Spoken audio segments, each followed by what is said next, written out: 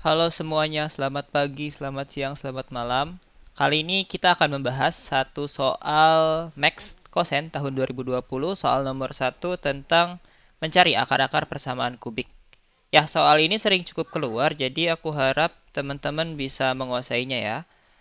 Oke, soalnya itu adalah solve the equation x squared minus 3x minus 2 equal 0. Oke, langkah pertama untuk menyelesaikan persamaan kubik ini adalah mencari salah satu akarnya.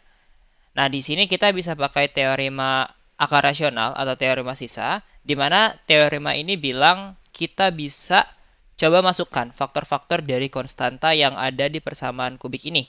Di mana di sini kita tahu konstantanya adalah minus 2 ya. Jadi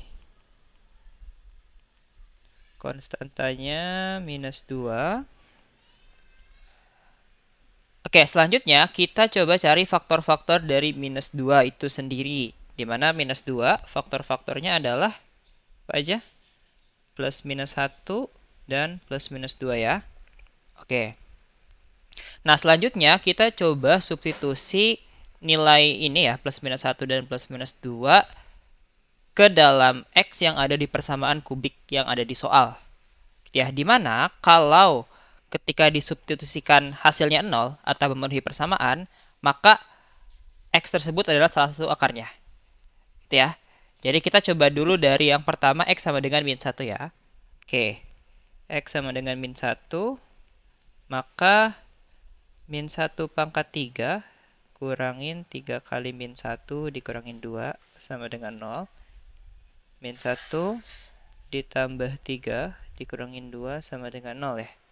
Oke, 0 sama dengan 0 ya. Oke, jadi karena ini memenuhi, maka X sama dengan min 1 adalah salah satu akar dari persamaan ini. Itu ya. Atau X plus 1 adalah salah satu faktornya. Seperti itu ya. Oke, setelah itu kita tahu bahwa X plus 1 adalah salah satu faktor dan kita bisa membagi persamaan awal. Ini ya, persamaan awalnya dengan X plus 1. Gitu ya. Dan nanti hasilnya itu kita coba faktorkan. Ya, hasilnya kan persamaan kuadrat ya, kita coba faktorkan dengan cara biasa ya. Oke, untuk membaginya ini kita pakai metode Horner ya. Teman-teman tolong ingat metode Horner. Oke. Caranya gimana? Teman-teman bisa bikin seperti ini. Lalu kita tulis koefisien ya dari persamaan kubiknya. Ya, kita bisa tulis gini nih. X pangkat 3, X kuadrat, X sama konstanta ya. Koefisien X pangkat 3 itu 1. Terus X kuadratnya 0, karena nggak ada ya di sini. Terus X-nya minus 3 dan konstantanya itu minus 2. Tuh. Kita coba bagi dengan X plus 1 atau X sama dengan min 1 ya. Min 1.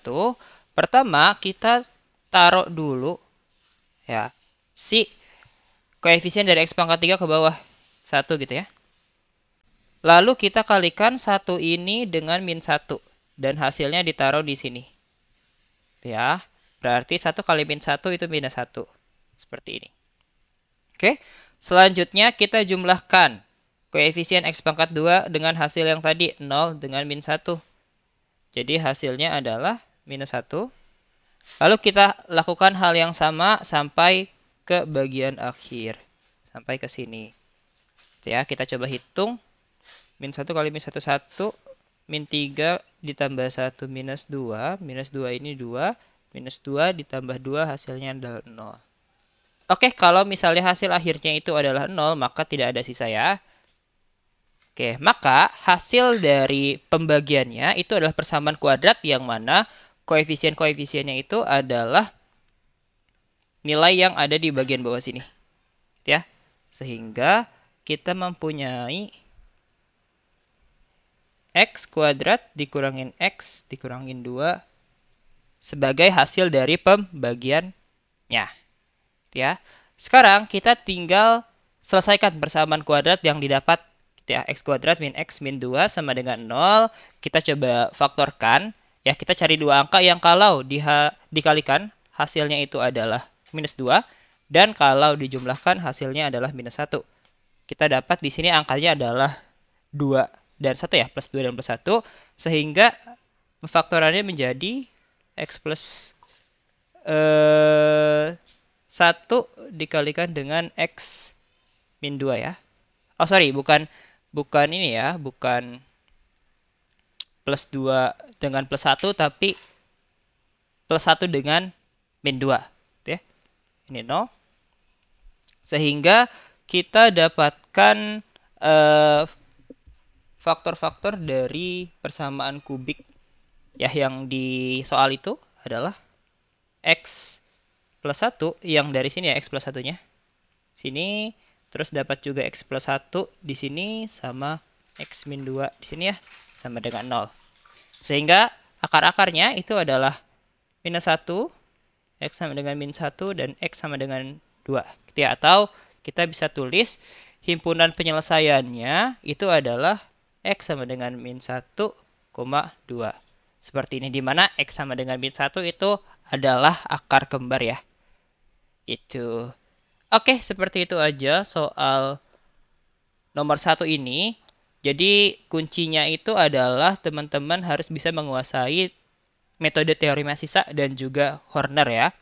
Sekian untuk video kali ini. Kalau misalnya teman-teman ada pertanyaan lain tentang soal Max, silahkan tanya aja di kolom komentar. Jangan lupa like, share, subscribe untuk video-video tutorial selanjutnya. Sampai jumpa di video berikutnya. Terima kasih.